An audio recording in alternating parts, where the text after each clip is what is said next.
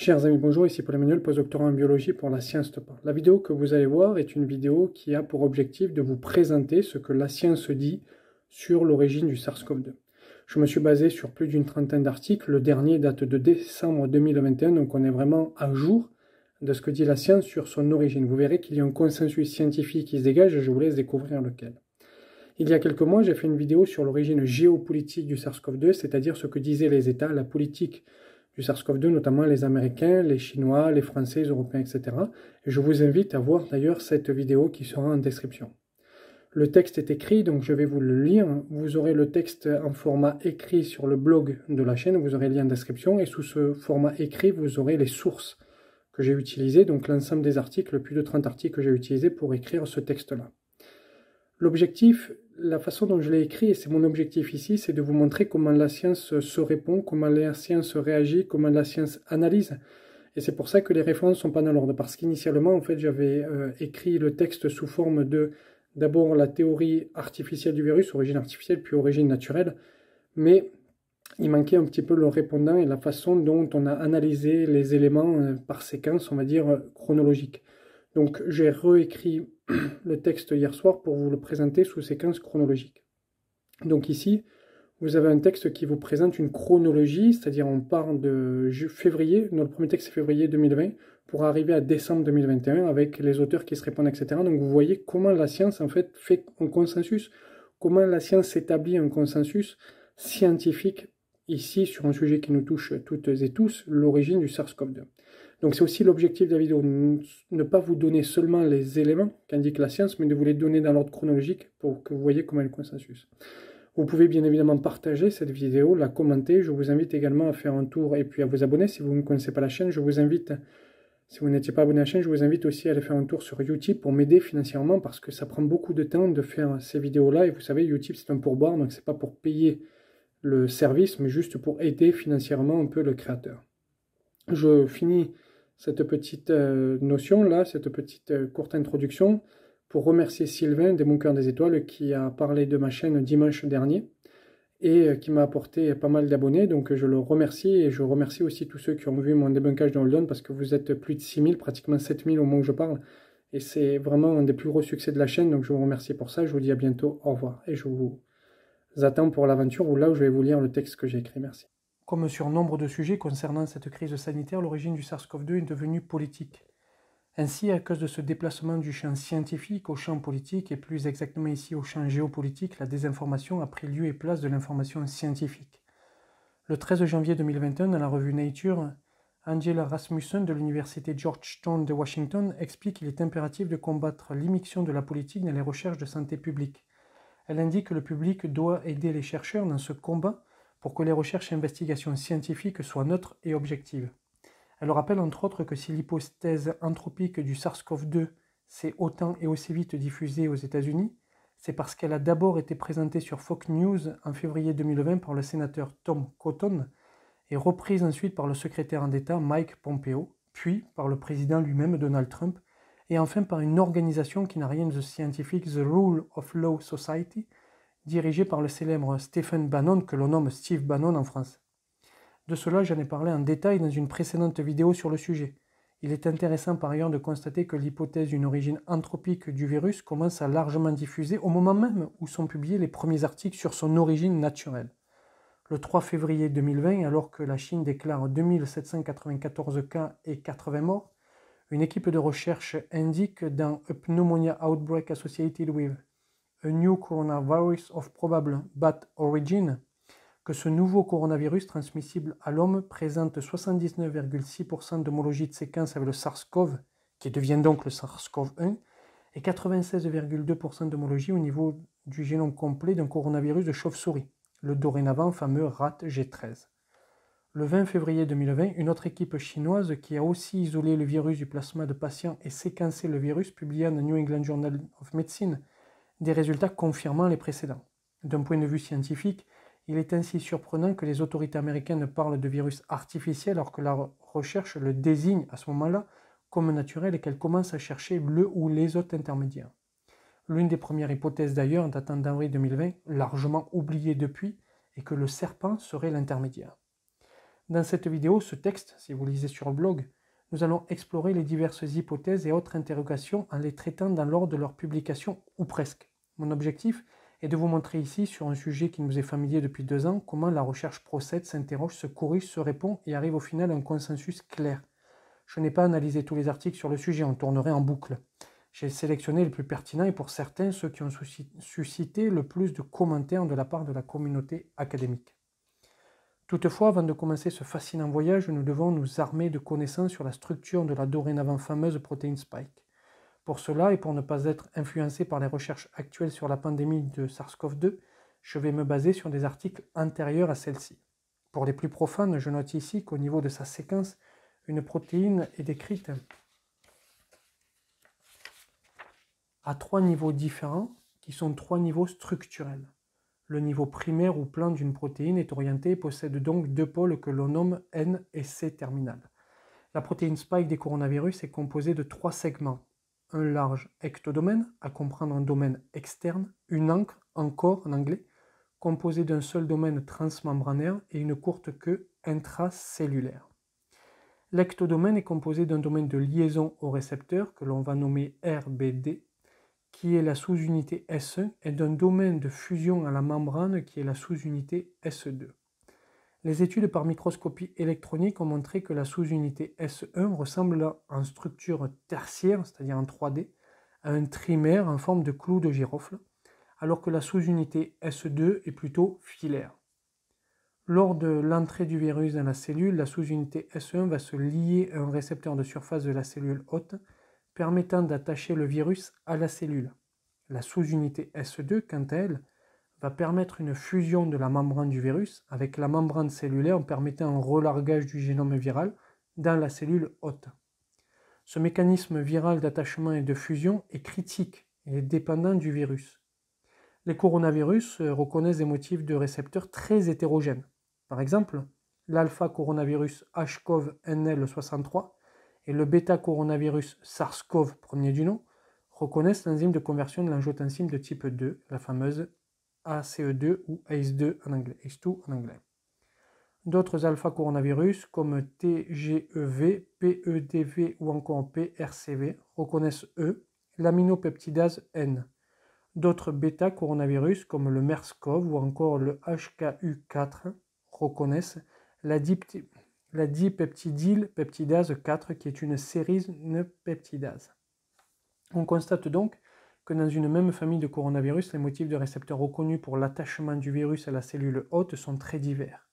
Indication nécessaire ici, les coronavirus sont divisés en 4 grandes familles, les alpha-coronavirus, les bêta-coronavirus, les gamma-coronavirus et les delta-coronavirus, elles-mêmes subdivisées en clades. Concernant sa fonctionnalité, il a été démontré que pour être active, la protéine Spike doit être clivée par des protéases de la cellule hôte, c'est-à-dire par des ciseaux protéiques de la future cellule infectée. C'est-à-dire qu'il doit y avoir une séparation des 2 sous-unités. Mais cette protéolyse peut également avoir lieu plus tardivement au niveau du cycle de vie viral. Selon la période, les protéases, dont la période dans le cycle de vie viral, seront de nature diverse. Les protéines convertases, comme la furine, seront utilisées lors de l'encapsulation virale. Les protéases extracellulaires, comme l'élastase, après le relargage du virus dans le milieu extracellulaire. Les protéases de surface, comme la sérine protéase de type 2, après l'attachement viral à la cellule hôte. Et enfin, les protéases lysosomales, comme les catepsines B et L, après l'endocytose virale. Alors je précise ici que j'ai fait une vidéo complète au tout début de la chaîne sur la biologie du coronavirus. Je vous invite à aller la voir pour avoir des schémas et comprendre un peu mieux ces notions. Il serait fou de rentrer dans tous les détails pour cette vidéo sur l'origine du SARS-CoV-2, mais nous constatons qu'il y a une hétérogénéité dans les récepteurs membranaires reconnus par les spikes des coronavirus et dans les divers types de protéolyse possibles des spikes. Ces quelques éléments démontrent que les coronavirus sont en constante évolution et qu'ils se combinent les uns avec les autres. Possédant dorénavant ces connaissances sur la spike, débutons notre voyage. Le 10 février 2020, alors que le professeur Raoult n'avait pas encore doctement expliqué que la Covid-19 ferait moins de morts que les accidents de trottinette, et était à 15 jours de sonner la fin de partie d'une pandémie qui court toujours 2 ans plus tard, des membres de son institut publiaient un article, et notons-le car le fait est exceptionnel, non co-signé par le professeur Raoult et non publié dans leur feuille de chou, où ils démontrèrent par analyse et comparaison de séquences géniques de la spike protéine de divers virus que le site de clivage à furine présent sur le SARS-CoV-2 est absent chez les coronavirus de la même clade. Ils estiment que ce gain de fonction permettra au SARS-CoV-2 de se propager plus facilement chez l'humain que les autres coronavirus. Ils font l'hypothèse, mais sans la vérifier, que cette particularité du SARS-CoV-2 est le fruit d'une évolution convergente entre des coronavirus non apparentés. Cette observation, celle d'un site particulier spécifique de 12 nucléotides sur la protéine spike du SARS-CoV-2, fut vérifiée par une équipe américaine qui publia ses travaux le 9 mars 2020. Eux, pour arriver à leur conclusion, utilisèrent l'élégante méthode de cryo-électron-microscopie qui, selon un article paru dans Nature le 10 février 2020, révolutionne la biologie structurale. Tout comme les Marseillais, ils estiment que ce site est une cible thérapeutique potentielle. Et cette idée n'est pas nouvelle. En effet, dans un article de 2012, l'équipe du professeur Steinmetzer, je ne sais pas si c'est comme ça que ça se prononce, de l'université allemande Philipps à Marbourg, a présenté ses travaux sur la possibilité d'utiliser ce site de clivage à furine comme une nouvelle cible thérapeutique pour lutter contre les infections virales. Ils ont étudié l'effet de 28 composés expérimentaux sur l'inhibition du clivage de type de ce site. Nous apprenons ici que ce type de site est relativement courant et présent chez de nombreux virus comme le VIH, Ebola et certaines souches grippales comme H5 et H7.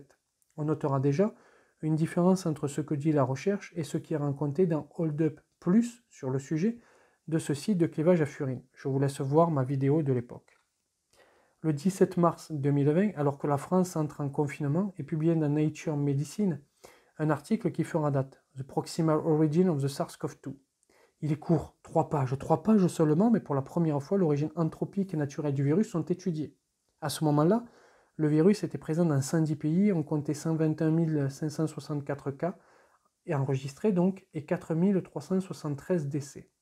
On notera pour notre culture en général que le SARS-CoV-2 est le 7e coronavirus qui parvient à infecter l'humain. Avant lui, le SARS-CoV, donc premier du nom, et le MERS-CoV sont mortels, alors que le HKU1, le NL63, l'OC43 et le 229E ne provoquent que de légers symptômes. Comme leurs collègues, eux aussi observent que ce site de clivage à furine a la jonction des sous-unités S1 et S2. Ils notent aussi un site particulier, Predicted O Liquid Glycan, permettant une glycosylation post-traductionnelle. Ils indiquent qu'il est théoriquement possible que ce virus soit d'origine humaine, mais pour eux c'est expérimentalement impossible. D'une part, pour obtenir un site polybasique de clivage à furine, cela est faisable chez les virus de la grippe, il aurait fallu partir d'un virus avec une haute similarité génétique et passer beaucoup de temps à faire des passages cellulaires. Le second argument, et non des moindres, est qu'un tel type de glycosylation, dans la seconde particularité du SARS-CoV-2, ne peut être obtenu que par contact avec un système immunitaire, c'est-à-dire qu'au sein d'un animal ou d'un humain. Ainsi, pour eux, une telle création in vitro est exclue. Ils émettent donc deux hypothèses réalistes. La première est que ce virus provient directement d'un transfert entre l'animal et l'homme. Le virus serait originaire d'une chauve-souris ou d'un pangolin et aurait été transmis à l'humain après sélection naturelle et maturation. La seconde est qu'un ancêtre du SARS-CoV circulerait chez l'humain depuis longtemps. Ayant peu d'effet, il serait resté sous les radars. Mais évoluant et acquérant ce site de clivage polybasique, il serait devenu plus virulent et mortel. Un peu plus tard dans l'année, le 7 juillet 2020, une équipe chinoise va publier une étude où, par analyse phylogénétique et modélisation structurelle, démontre la possibilité d'une origine naturelle du virus.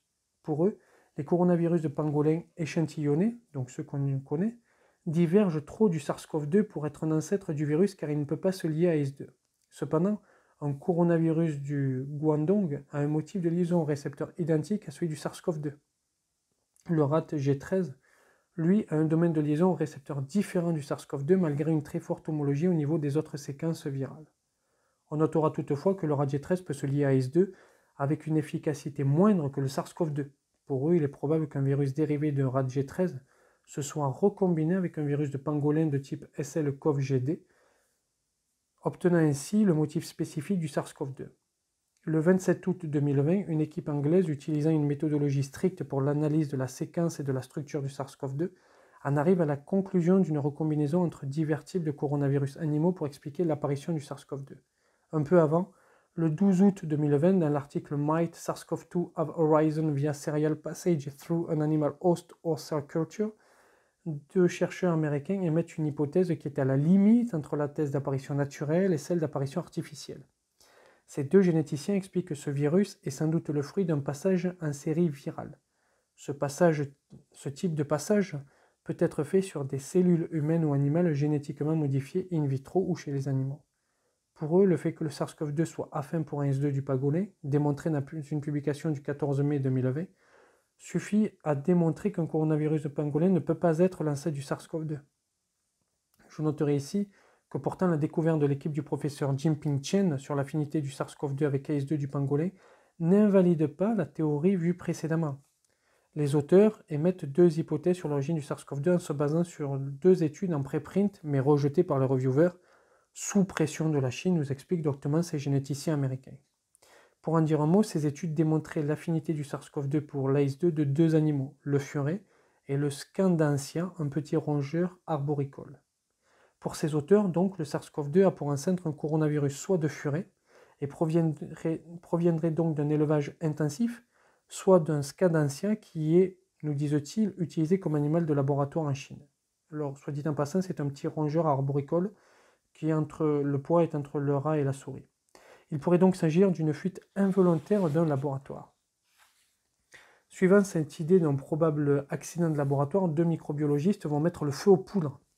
Rossana Segreto de l'université autrichienne d'Innsbruck et Yuri Denin de la société canadienne Eutherium Genetics publient le 22 octobre 2020 un article qui va beaucoup faire parler de lui. Si les auteurs admettent volontiers que des virus chimères peuvent apparaître naturellement via recombinaison, ils estiment que le SARS-CoV-2 a une origine artificielle.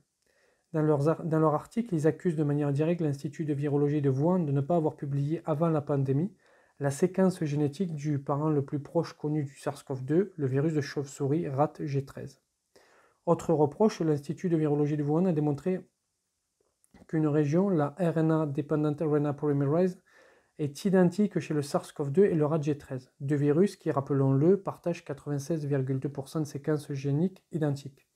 Les auteurs de l'article ont repris les travaux des chercheurs de Wuhan et ont comparé cette séquence RNA Dependent RNA Polymerase du SARS-CoV-2 avec celle de notre virus dont la séquence a été publiée en 2016, le BT-CoV 4991. Et là aussi, ils trouvent une homologie de 100%. Ainsi, pour les auteurs de l'article, des séquences publiées avant la pandémie, c'est le virus BT-CoV 4991 qui est le plus proche parent du SARS-CoV-2 et non le rat G13. Ils accusent l'Institut de virologie de Wuhan d'avoir donné des noms différents à ces virus pour entretenir la confusion.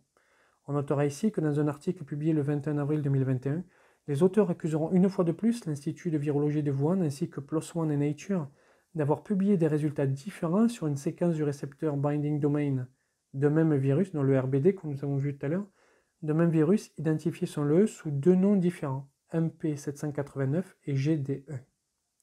Enfin, ils accusent l'Institut de Wuhan d'avoir supprimé leur base de données sur les virus étudiés là-bas. Si vous trouvez la situation confuse et obscure pour des papiers scientifiques peer-reviewés, sachez que la communauté académique la trouve tout autant. D'ailleurs, le premier papier de ces auteurs sur l'origine du SARS-CoV-2 daté d'avril 2020 a été rejeté après la publication du préprint. Dans celui-ci intitulé Is Considering a Genetic Manipulation Origin for SARS-CoV-2 a Conspiracy Theory that Must Be Censored, et je vous donne le lien ResearchGate, l'article ne se trouvant plus qu'ici, ils ont conduit une expérience visant à démontrer que le SARS-CoV-2 est une construction de laboratoire. Je ne jugerai pas ici leur méthode n'étant pas assez expert, mais le fait qu'un papier ne passe pas la barrière du reviewing, surtout à une période de binge publishing, ça ne sent pas très bon.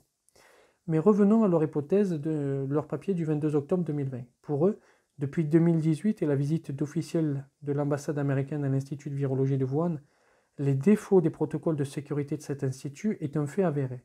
Ainsi, se basant sur ce constat d'officiels américains et sur leur hypothèse que les Chinois manipulent génétiquement des coronavirus de chauve-souris et de pangolin, ayant utilisé le rat G13 ou le MP789 comme virus de base pour fabriquer le SARS-CoV-2 via passage successif dans des cellules humaines in vitro ou animales modifiées, ils estiment que le SARS-CoV-2 a pu s'échapper d'un laboratoire de l'Institut de Wuhan via l'auto-inoculation accidentelle du SARS-CoV-2 par un chercheur, via la fuite d'un animal d'un laboratoire, via la morsure ou la griffure d'un chercheur par un animal de laboratoire contaminé, via la ventilation des hôtes de l'Institut, donc des hôtes cellulaires, ou via les poubelles de l'Institut. Plusieurs fuites possibles donc. Mais la recherche avance et en fin d'année 2020, 2 chercheurs chinois vont publier un article qui démontre l'hypothèse de l'IHU marseillais sur l'origine de ce site de clivage à furine. Récupérant les séquences des protéines spike de divers coronavirus présentes sur la base Interpro, sur lesquelles ils ont effectué des études phylogénétiques et du modeling moléculaire, ils ont montré qu'il est commun pour un bêta-coronavirus de posséder un site de clivage à furine. Et je rappelle que SARS-CoV-2 est un bêta-coronavirus. Pour la spike dans les sous-unités S1 et S2, le motif de reconnaissance de la furine est présent chez tous les gamma-coronavirus et est apparu chez 2 clades des alpha-coronavirus. Ce site est toutefois différemment positionné chez les bêta-coronavirus, les alpha-coronavirus et les gamma-coronavirus. Cela démontre que les bêta-coronavirus ont transmis ce type de site aux 2 autres familles de coronavirus. De même, le site particulier présent chez la protéine spike du SARS-CoV-2 est retrouvé chez quelques sarbecovirus, comme le fameux Radier13. Ce cible te semble être apparu récemment chez ces sarbecovirus. Ils ont aussi observé qu'un site similaire mais différemment positionné sur la protéine était présent chez les merbecovirus et les ambecovirus. L'alignement des séquences de ce site chez les ambecovirus prouve qu'ils partagent un ancêtre commun. Selon les 2 chercheurs, toutes ces observations indiquent une origine naturelle du site de clivage à furine de la protéine spike du SARS-CoV-2. Cette hypothèse a d'autant plus de poids que le 11 mai 2020 paraît une étude d'une équipe sino-australienne montrant que RMYNO2, un virus de chauve-souris apparenté au coronavirus et qui partage 93,3% d'identité de séquence au niveau du génome complet, possède aussi une insertion de plusieurs acides aminés à la liaison des sous-unités S1 et S2 de la protéine spike. Toutefois, la différence du SARS-CoV-2 RMYNO2 ne peut pas se lier à ACE2. Mais cette observation, tout comme la précédente, démontre que les insertions nucléotidiques ont régulièrement et naturellement lieu chez les coronavirus. La fonction de ce site de clivage à furine, pour en dire un mot, dont nous n'avons pas encore discuté, a été plus simple à déterminer. Par exemple, une étude publiée le 21 mai 2020 par une équipe allemande du Leibniz Institute démontra qu'il est essentiel pour l'infection des cellules pulmonaires humaines.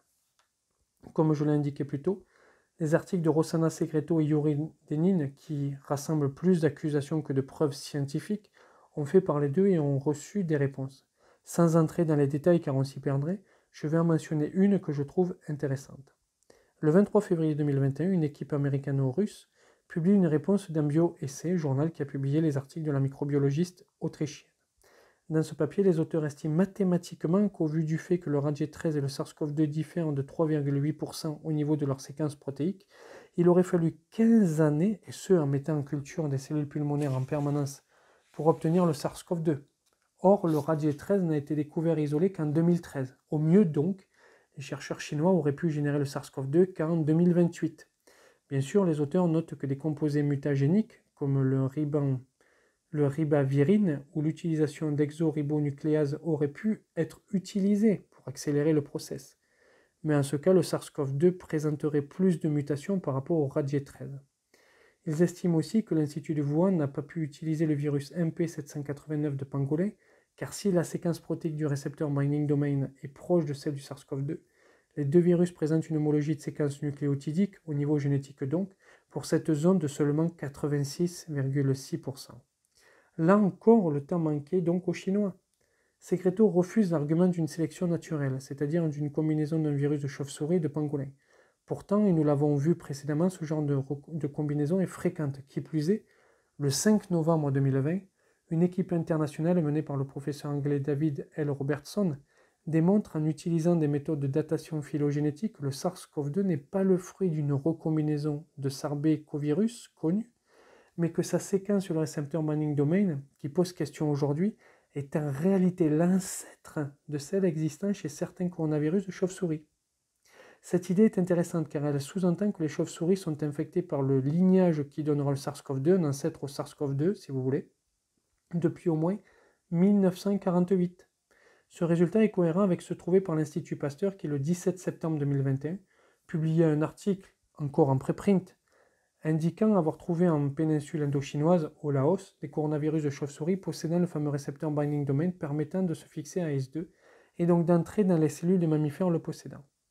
Pour finir sur les travaux de la microbiologiste Segreto et de son collègue canadien, elle a répondu à l'équipe américano-russe en revenant sur son hypothèse de Radier13 comme progéniteur. Il y a quelques jours, en décembre donc, le Segreto a reçu une nouvelle réponse de ses auteurs américano-russes. Je vous mets cela en lien pour celles et ceux qui seraient intéressés, car je ne souhaite pas entrer dans le détail de ces articles. Il faut dire que les articles de Segreto sont quand même assez difficiles à comprendre et que parfois on a du mal à voir ce qu'elle veut dire et montrer. Enfin, pour enfoncer le clou d'une origine naturelle de SARS-CoV-2, une équipe italienne a publié une étude mathématico-informatique démontrant l'impossibilité d'avoir utilisé un coronavirus déjà connu comme support pour fabriquer le SARS-CoV-2. C'est-à-dire que si les Chinois avaient dû fabriquer SARS-CoV-2 à partir d'un virus, ce virus était inconnu jusqu'alors. Après de nombreuses recherches, le monde scientifique a tranché et a établi un consensus. Le SARS-CoV-2 est d'origine naturelle.